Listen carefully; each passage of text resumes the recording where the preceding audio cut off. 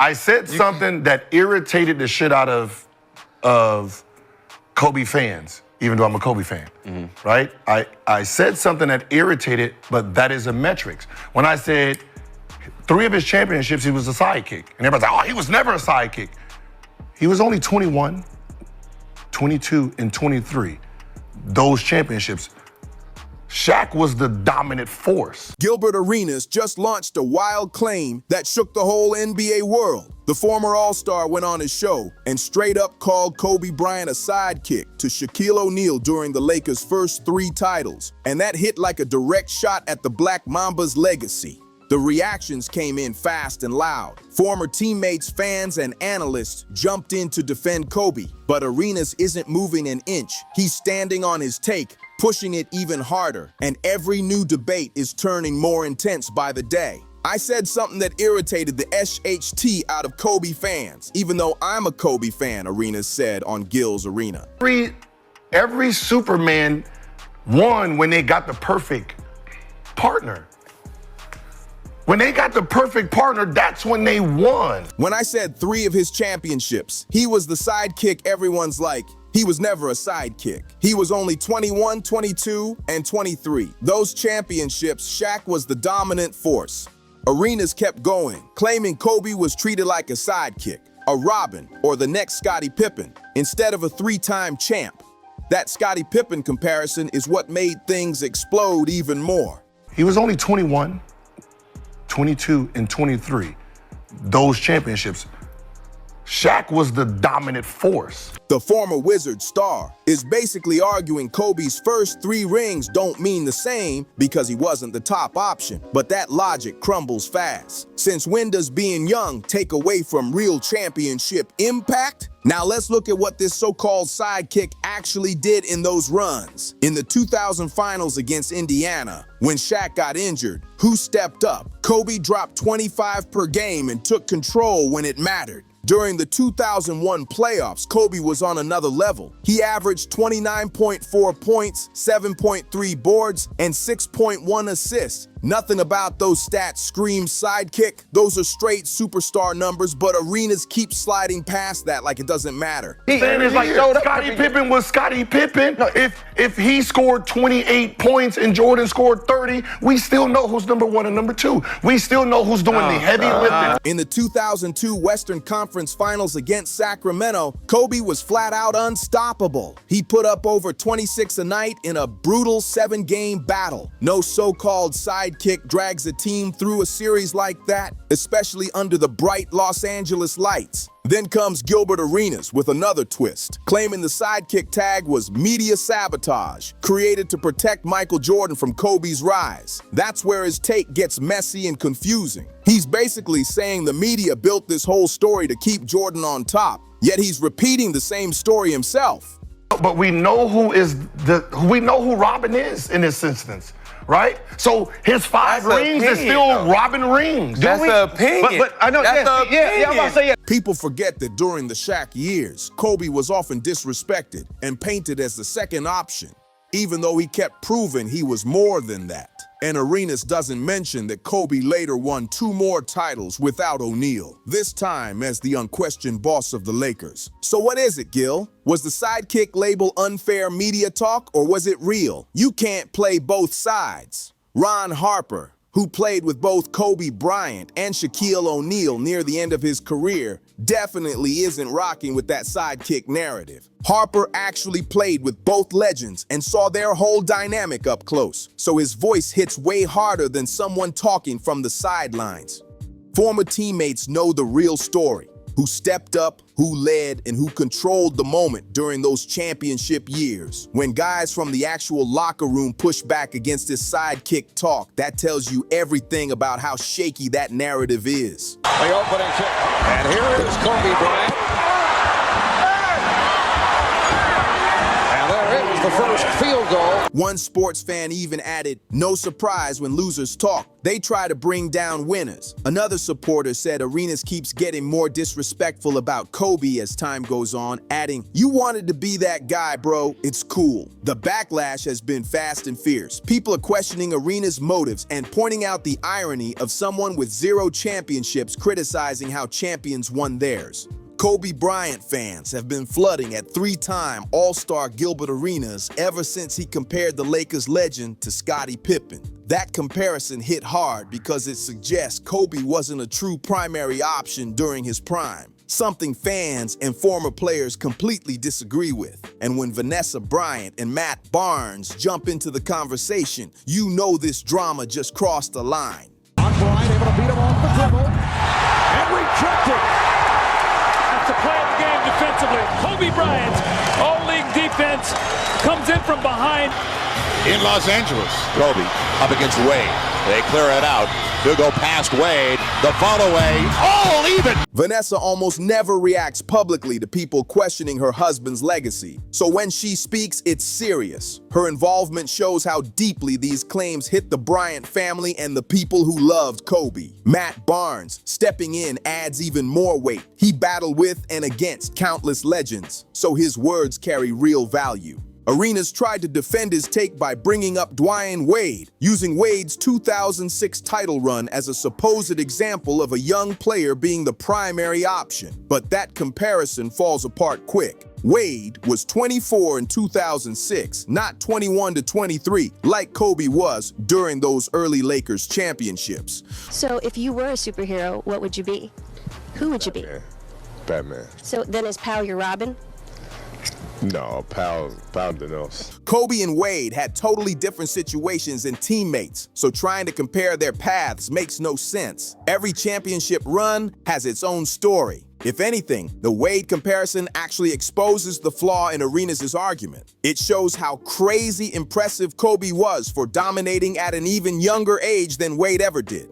Arenas then said, "You are not winning without a perfect number 2. Rest in peace to my boy Kobe, man. He probably as closer as anyone else to ever gonna be competing with MJ. He was a very complete competitor. He patterned his game, walk and talk like MJ and be like MJ. This is the one part of his take that sounds reasonable, but it still misses the bigger point. Championship teams always need multiple stars, but calling someone a perfect number 2 is nothing like calling them a sidekick. A perfect number 2 is still a superstar, just not the first option every night. Arenas himself admits that Kobe didn't win back-to-back titles until he teamed up with Pau Gasol. He called Pau Kobe's perfect number 2. But here's the problem. If Pau can be Kobe's perfect partner without being diminished, why couldn't Kobe be Shaq's perfect partner without being labeled a sidekick? That contradiction gets loud real fast. I say all the time, my opinion is Mike and then it's Kobe. Who do you think is like similar to Kobe now? Nobody, stop it. Well, I mean, like you got Kyrie and Devin Booker. Stop it. His biggest issue is his own mixed messages. He claims he's a Kobe fan, but then he keeps cutting into Kobe's accomplishments. He says the sidekick label was media manipulation, then turns around and pushes the same label himself. At one point, he even said, "I'm confused at the delusion we are having in social media," before adding more confusion with his own takes. Arenas talks about social media delusion while creating his own wild stories about basketball history, and the irony is heavy. It's tough to call out others when you're doing the same thing you're complaining about. And this whole controversy fits into a bigger trend. Former players taking shots at Kobe's legacy. People don't know this, but one of the reasons my husband played through injuries and pain was because he said he remembered being a little kid, sitting in the nosebleeds with his dad to watch his favorite player play. I remember asking him why he couldn't just sit a game out because he was hurting. He said, Doesn't matter if I'm sick. It doesn't matter if I have a sprained ankle. The kid that's sitting in there might be the next me sitting up there, watching and trying to get inspiration from that. I need to go out there and play. Kobe didn't want to disappoint his fans, especially the ones in the 300 sections that saved up to watch him play. He never forgot about his fans. If he could help it, he would play every minute of every game, He loved you all so much.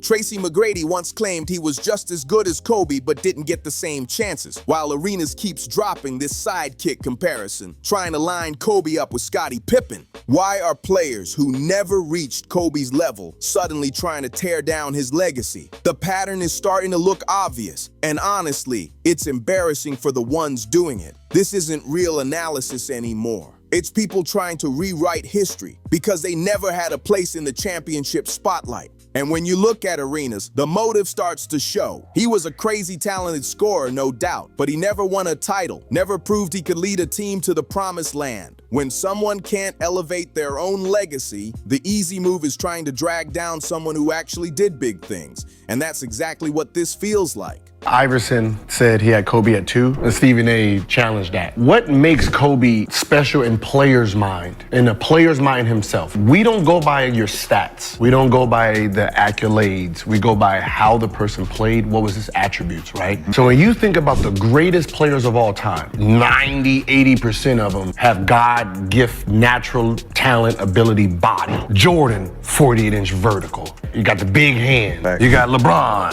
Shaquille O'Neal, and Magic 6'9" point guard with vision. Kobe, standard. If I give you every 6'6" guard in the NBA and NBA history, you would never find him. You would never find Kobe because he didn't have big hands. He wasn't quick. He wasn't fast. 38-inch vertical, that's standard. And what he did with that body, it's like you took a S500 and he was pushing it like a Bugatti.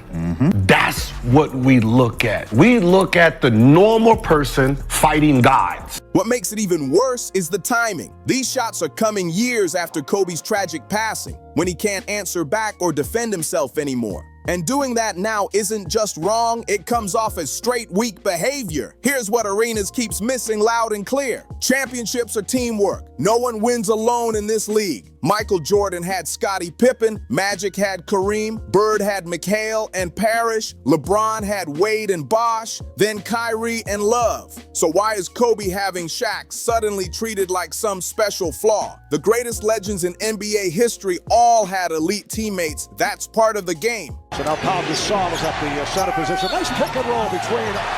Third rebound tonight. Playing with the sore throat, which has been a story here in Los Angeles. Yao now watches Bryant. Yao comes out on Gasol. Arenas is acting like having help makes someone less great, which shows he doesn't fully understand how real team basketball works. And the wild part, his comments aren't hurting Kobe's legacy at all. They're just hurting his own credibility as someone trying to speak on the sport he once played. Kobe's place in basketball history is locked and solid. 5 championships, 18 All-Star appearances, 2 Finals MVPs, 1 regular season MVP, and more clutch moments than most players dream of. None of that is up for debate. What is questionable is whether Arenas should even be taken seriously when talking about championship basketball, especially since he never lived that experience himself. Tracy McGrady says he has never won an NBA championship because he's never been in a situation that was built to win an NBA championship. He also said if he switched places with Kobe and was paired up with Shaq, he would definitely be an NBA champion. So I'll leave you with one of my husband's amazing quotes. Leave the game better than you found it.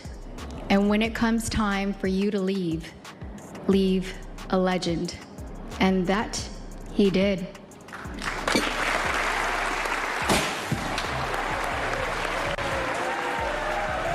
This whole situation exposes something bigger and more troubling about how people discuss hoops today. There's a new trend of tearing down legends just to spark arguments and grab attention.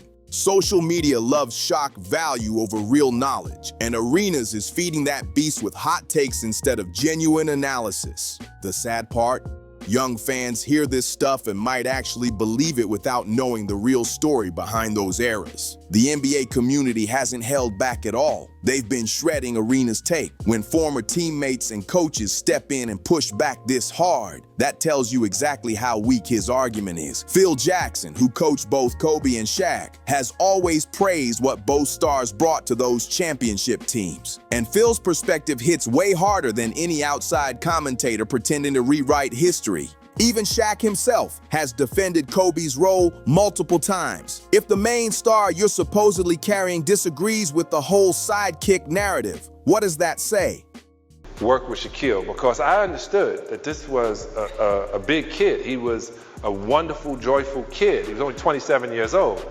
And you had Kobe, who was just focused on being better than Michael and quiet and introverted. Sort of like you when you don't say much. Gilbert Arenas' story is nothing but revisionist drama built to stir up controversy and keep people talking. The facts don't help him, the witnesses don't agree with him, and his own contradictions make the whole argument fall apart. Kobe Bryant was never anyone's sidekick. Not at 21, not at 22, not at 23. He was a superstar next to another superstar, and eventually the clear leader of 2 more championship teams. Arenas' comments tell you way more about his own frustrations than anything about Kobe's true legacy. When someone never tasted real championship success, it becomes way too easy to downplay how legends earn theirs. The Black Mamba's legacy stays untouchable. 5 rings, a legendary grind, and the respect of everyone who battled at the highest level. So what do you think about Gilbert Arenas' wild takes? Does he have even a little point? Or is this just another former player trying to stay in the spotlight? Let me know your thoughts in the comments, because this debate is heating up fast. And make sure to like, subscribe, and share. More NBA controversy breakdowns are coming.